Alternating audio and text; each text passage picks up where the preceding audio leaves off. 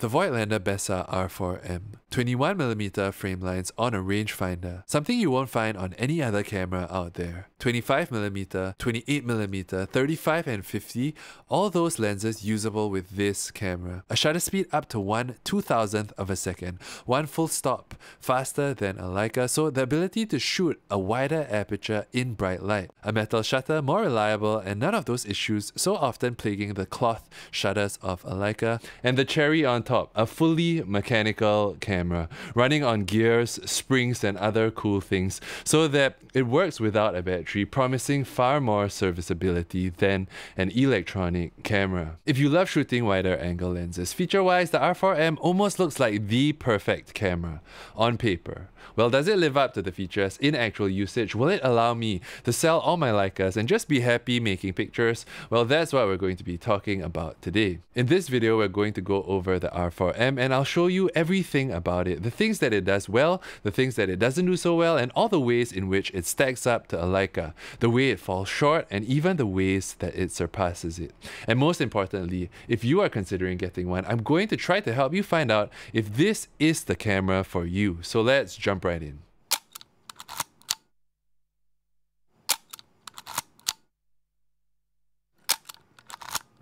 All the pictures that you're about to see were developed with Ilfotec HC at 20 degrees Celsius on a rotary processor. Hey, what's up? Jeremy here, and today we're going to be chatting about the Voigtlander R4M. Now, this camera undoubtedly fills a special rangefinder-shaped hole in my heart. And the first thing and the most amazing thing about it is its 21mm frame lines. I absolutely love the 21mm perspective. Wide enough that you can feel that sense of size and space in a place, especially when used indoors, but not too wide so that when handled with care, you can still make it look like a more normal lens, passing off as a 24 or even a 28mm lens when used with intentionality, but still wide enough to give that sense of pulling in, that immersion into the frame, to convey a great sense of depth. But unlike other wider lenses like a 18 or a 16 with a 21, you're still able to put subjects at the corners of the frame and not feel like you're entering hyperspace and everything is just being warped and pulled into the picture. So over the years, 21mm is what I found to be my personal favorite wide angle perspective,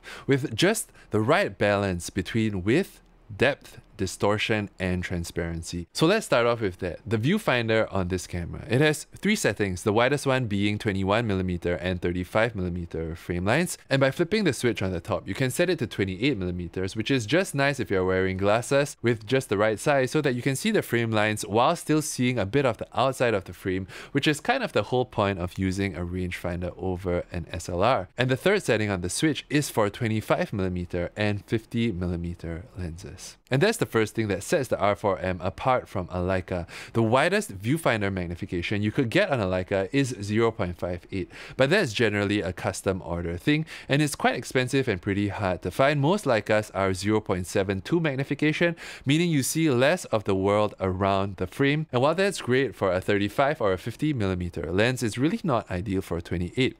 With a 28mm lens on a 0.72 magnification Leica, the frame lines end at the edge of the viewfinder, and you actually need to kind of move the camera around to see the entirety of your frame, and that's really not ideal, and it hinders you from composing with accuracy.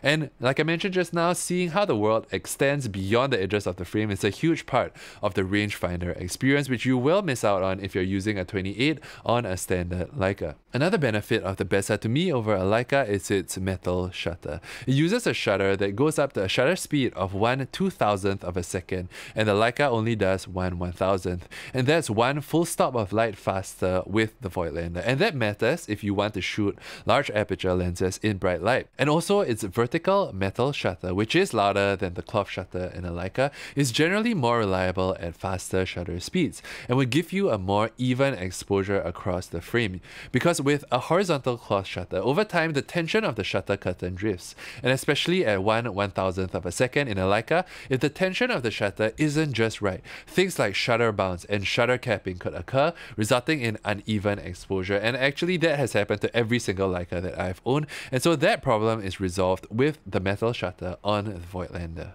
So specs wise, it looks like the Bessa just does something that a Leica can't, right? And in certain ways, it does it better too.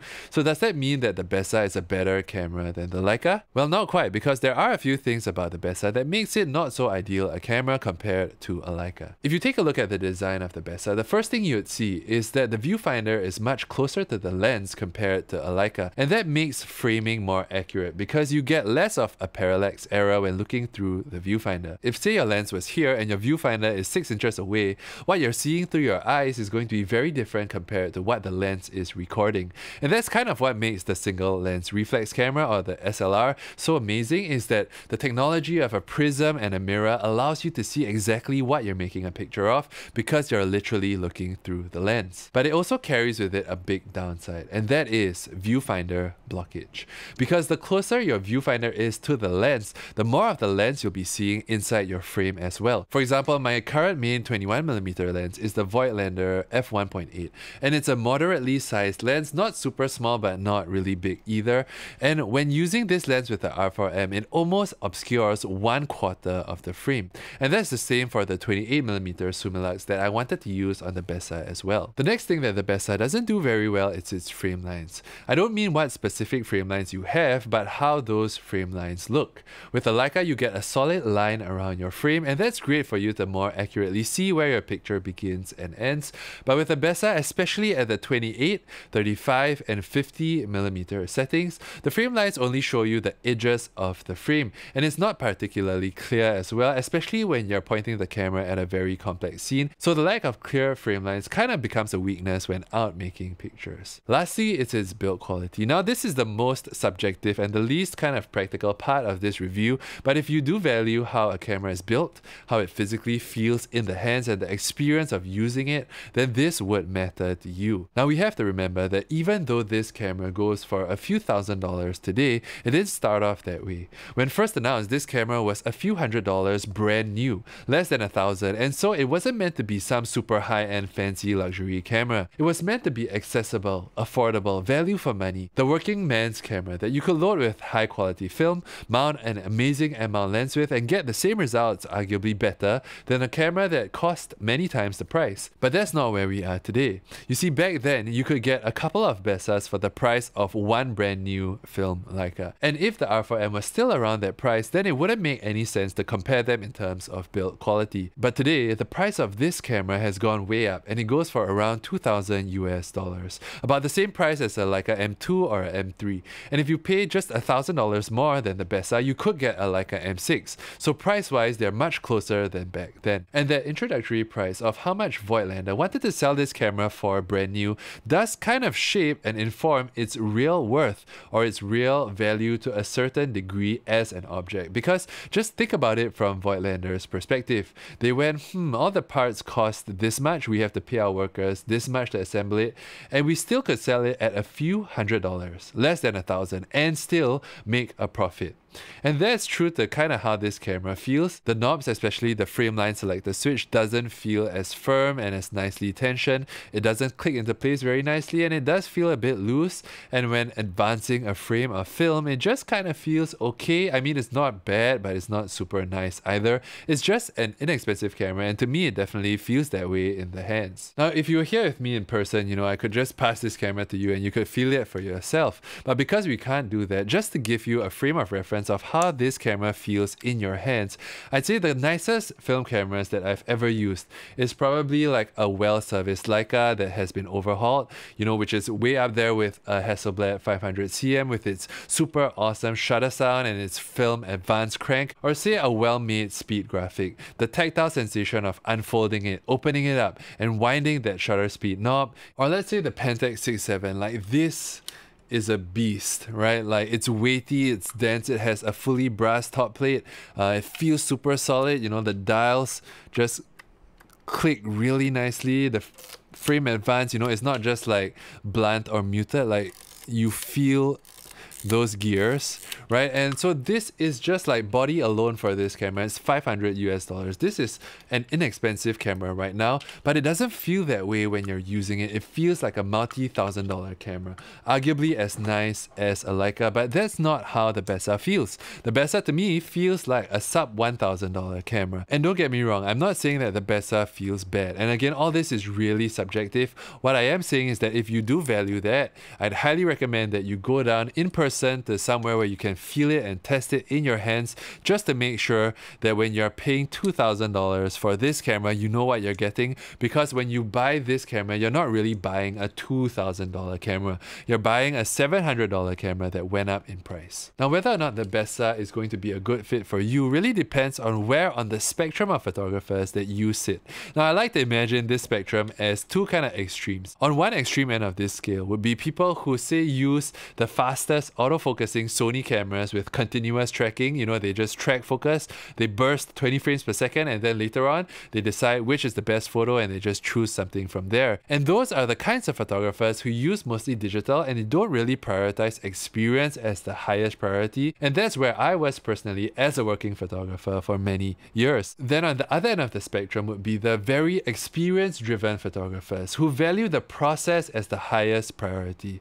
And a good example of this is, say, a large format photographer. Now, yes, a large negative does influence how the photo looks as well, so it's not like absolute, but it's very much experience driven. Now, as 35mm small format shooters, we kind of sit in the middle, right? We value portability, some degree of practicality as well. With 36 frames, it's much more practical than, let's say, 10 frames of a 6.7 camera, or let's say 2 frames of a large format film sheet holder. So whether or not the Bessa is going to be a good fit for you would depend on which side you lean towards. Do you lean towards the experience side of things, or do you lean towards the practical side of things? When you're using this camera out in the real world, focusing on the moment, the pictures, the picture making, then this camera is going to be an amazing tool. Like all the build quality things that I talked about, it's not a huge deal, right? When it comes to making the picture, functionally and specs wise, this camera is amazing and it would serve you really well. But for me personally, if you don't know my story, check out the 7-year Leica M6 retrospective review that I did.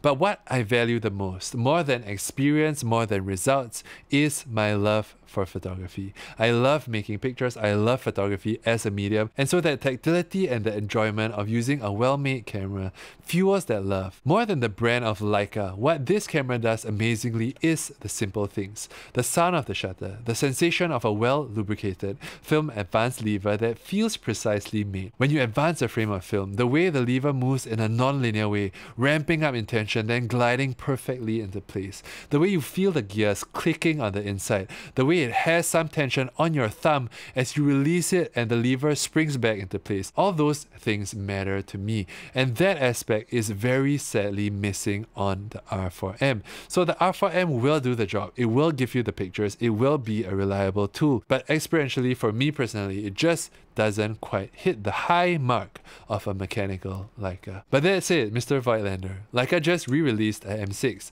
So if you somehow watched this obscure video on this corner of the internet, please make a brass-topped, more heavily built version of the R4M with less plasticky things, more metal and tactile switches, a nicer film advance lever, maybe have more solid frame lines, and if this camera can feel as nice as a Hasselblad 500cm or a Pentax 6.7, then the R4M would 100% be my main camera. But for now, it has to be this Leica. If you enjoyed this video, let me know your thoughts in the comments below. I'm new here on YouTube, so all your kind words go a really long way. Subscribe and I'll see you in the next video.